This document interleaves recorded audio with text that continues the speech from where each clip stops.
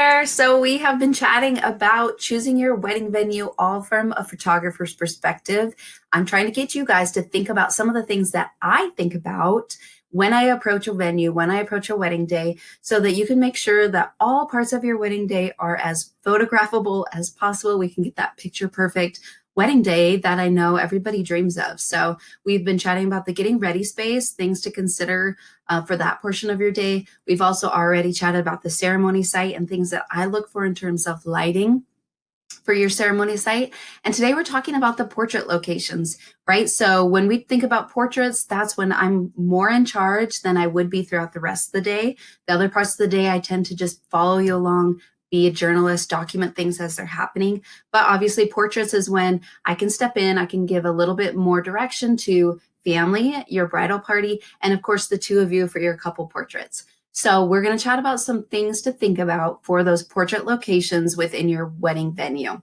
So for family portraits, generally speaking, I'm going to be doing them right after the ceremony. This is the easiest time to do it before people start wandering off. You're all already there, and I snag those people before they can head to cocktail hour, right? So I will grab a portrait of the entire extended family that you want in that first shot, and then we'll slowly weed our people down to just your immediate family. We'll make sure that grandparents and nieces and nephews or children are taken care of first, and then we'll excuse them to go enjoy cocktail hour, and we'll finish up with just your closest family members.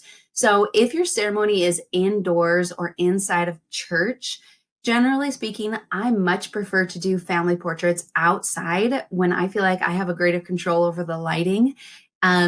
Sometimes my couples want to do some family portraits inside the church, and that's okay to do some, but I prefer to do the majority of them outside. You just get better, more natural lighting. I, of course, can bring in a flash. It's going to take a little bit of extra time to set that up.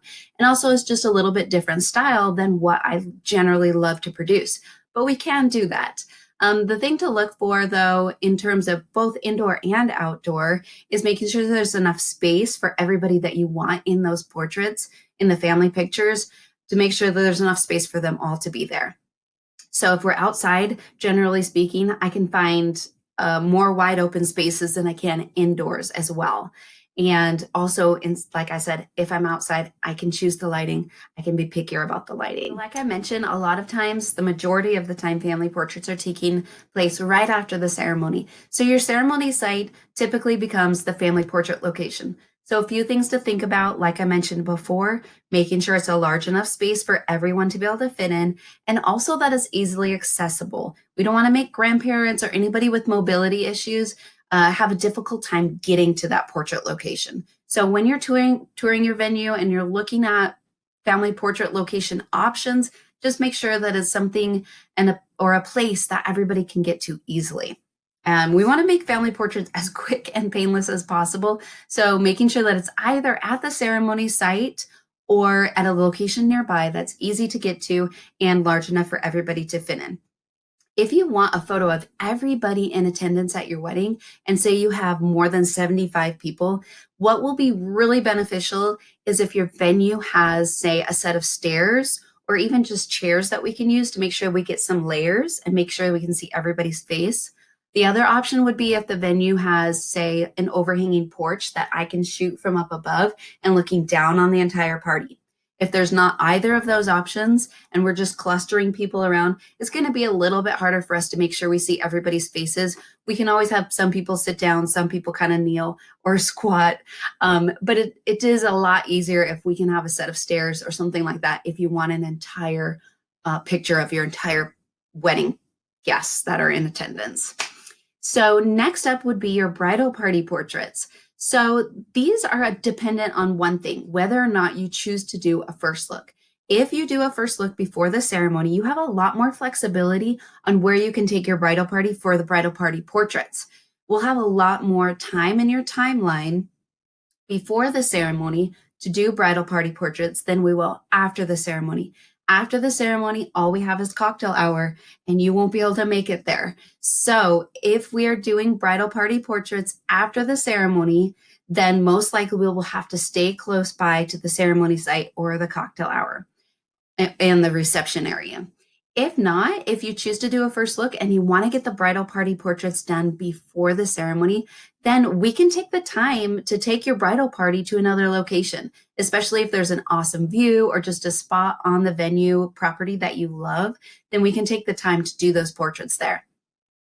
However, a few things to think about is obviously you're going to be transporting that whole group of people there. So making sure that it's easy for them to get to, or that the venue provides some sort of transportation, whether that be like a gator or four-wheeler, however it might be. It depends on where it is, if you're going up a mountain or something. And then what they're wearing, right? So if your bridesmaids are all in heels and long dresses, then maybe not making them walk through long distances through the dirt or mud or something like that. But that's totally up to you. And then, like I said, if you have the time for it before the ceremony starts, then you might as well use those locations that your venue offers and what made you fall in love with the venue in the first place. So lastly, we have your couple portraits.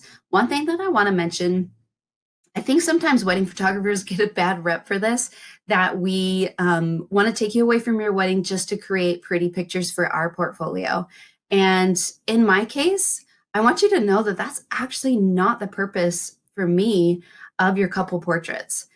This might be the only time that you two have just the two of you without people watching you or watching from the sidelines. So it's actually this chunk of time that you're giving yourself as a gift to stop and slow down and enjoy your wedding day. Enjoy the fact that you're about to say your vows, or you just said your vows and you're married now. It's your wedding day. I really want you to soak it in. So my hope for our time together for your portraits is that it's actually a really meaningful half hour to an hour, however long you want to give me and give yourselves to enjoy.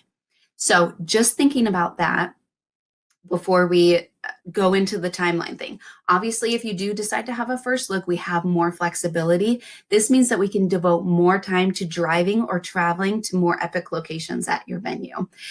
You'll have to consider how you want to get there. Like I said before, if your venue offers some kind of gator or four-wheeler to get there, or if you're just walking, then you'll have to decide how far you're willing to travel in your heels, in your dress, or in your suit. Or if it's really hot out, if your groom is in a suit jacket and he's sweaty, or you're in a heavy dress and you're sweaty, you'll have to think about those things, how far you're willing to travel for your portrait locations.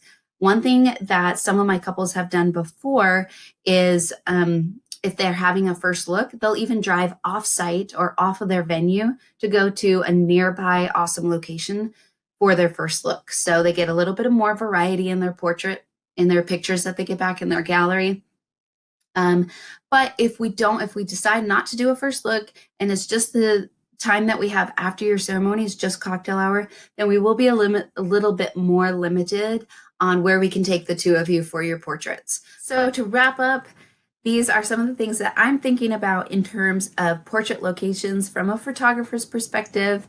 And next week, we're going to be chatting about the last portion of the wedding day, the cocktail hour and the reception site, and some things that to think about as you're touring your venues, as you're thinking about where you want to get married, some things to think about from a photographer's perspective. So hopefully this was helpful. If you can, and you know somebody that you think this would be helpful for, that's planning a wedding, go ahead and tag them in this video, and we'll chat with you guys again next week.